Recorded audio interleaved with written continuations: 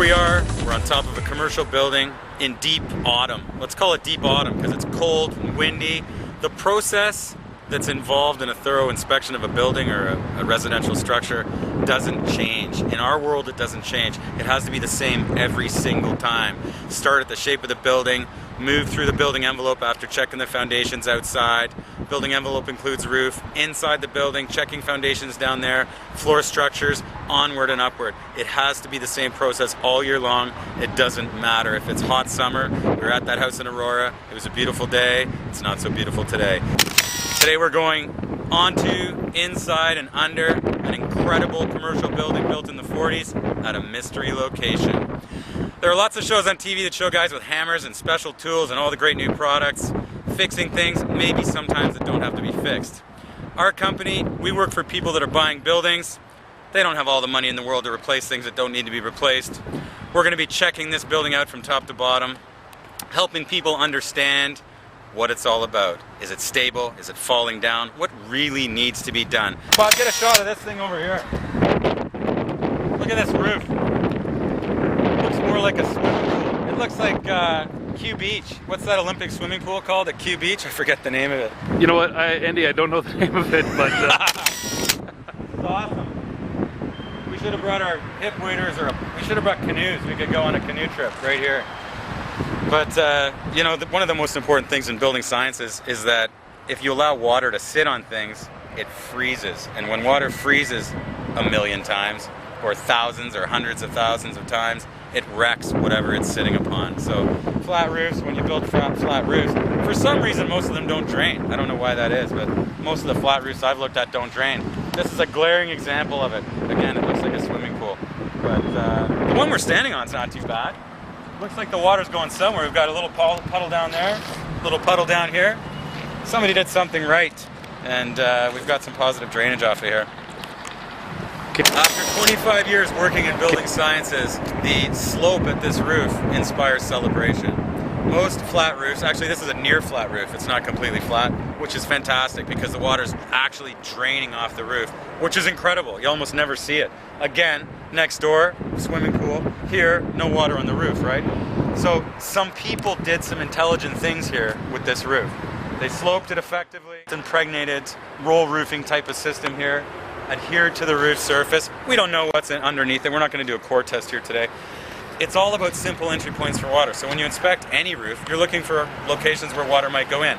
At roofs, at flat roofs especially, so you have quite often a parapet. This is a parapet here, this little curb that's at the perimeter of the roof. At flat roofs, that's the most common location because typically you'll have there'll be a change in the type of membrane that they use at the parapet location. And again, where does water go in? It goes in locations like this, right? If this kind of stuff is not fully sealed, it doesn't really take much of an opening for water to go in. So picture this roof with a foot of snow on it or more, and it melts and freezes a few thousand or 100,000 times, whatever. Water can definitely make its way down through those openings. I think sometimes the guys that do that work, you know, even if they're conscientious, they don't realize, because maybe they're not here after the fact, what a small opening it takes for water to go through. So it takes great care to do a good job on this stuff. Hey Andy, the roofing has come off there. There you go. Good eye, man. I'm thinking we need to adhere that or get somebody to adhere that back on there. Tuck it up underneath. I don't know if you guys noticed, this unit smells a little gassy. Yeah, I was smelling that. I guess that's basically... I challenge everybody to do a more thorough job in home inspection. Get out there, get physical, do the job right. No sucking out. Get down and check out. No check marks that say, could not inspect crawl space because you have to dig a hole. Could not inspect foundation walls because you need a shovel to remove some snow. The shovel's out. Every home inspector should get a new shovel and start shoveling dirt from crawl space access points. Start shoveling snow away from foundation walls in the middle of winter. Start doing the job properly. If you're not doing the job already, or find a new job. I'm done with hearing about people doing crappy work for buyers. Those days need to get behind us. It's time to change the reputation of home inspectors. It's an athletic job. We're going to go down and do a little bit of spelunking now under the building.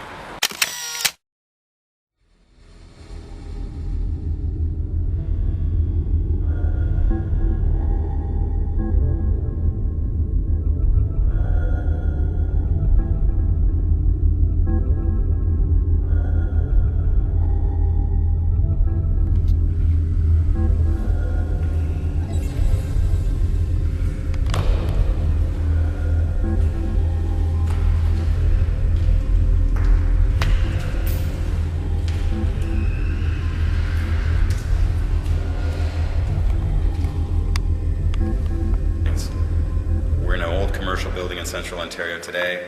I had no idea these caverns were at this building when I had the conversation with the buyer on the phone. Will you please come and inspect a commercial building for me? Here's the square footage, flat roof, very nice. We come and do our comprehensive process, very thorough process, as thorough as it can be. We find openings to crawl spaces, well, beyond crawl spaces. This is my passion.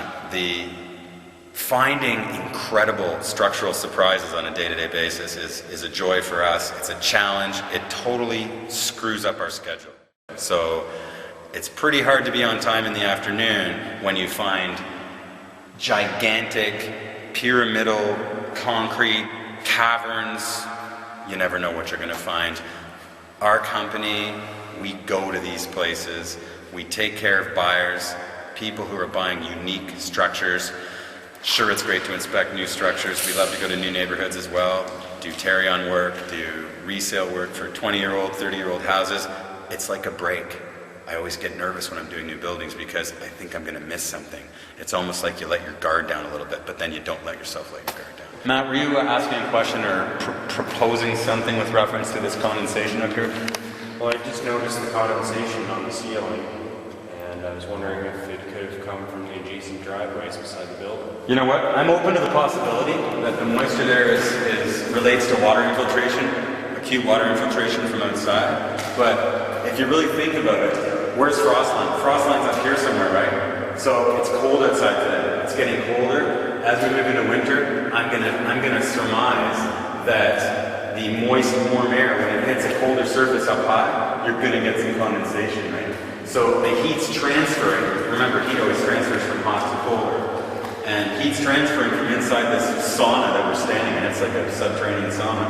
And as it transfers outside, the moist air, the moisture within the air condenses at that colder surface. That's probably what's happening up there. Now, that doesn't mean I'm not going to recommend strongly that the building owner do or does all the practical things to get water away from the building, seal obvious entry points at the building envelope, including at the foundation level, etc.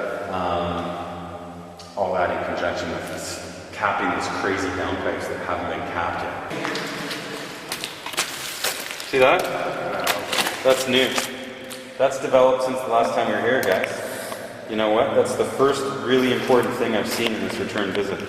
So what I need to do is, I need to figure out how to dry this place out now. So I need to have another look at exactly why water's coming in, how it's getting in, all the possible factors. We need to create a set of strategies for the owner of this building to prevent water infiltration and reduce relative humidity. See this here? This is all about relative humidity.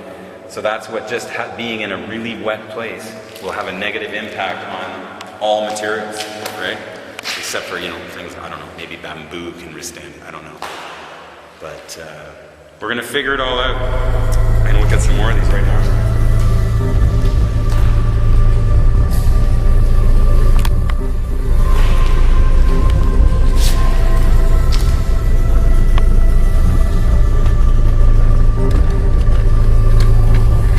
Slap and tickle.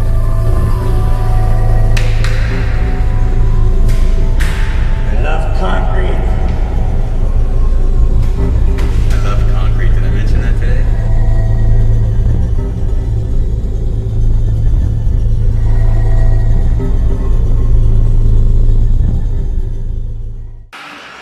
It's a good thing I'm a rock climber.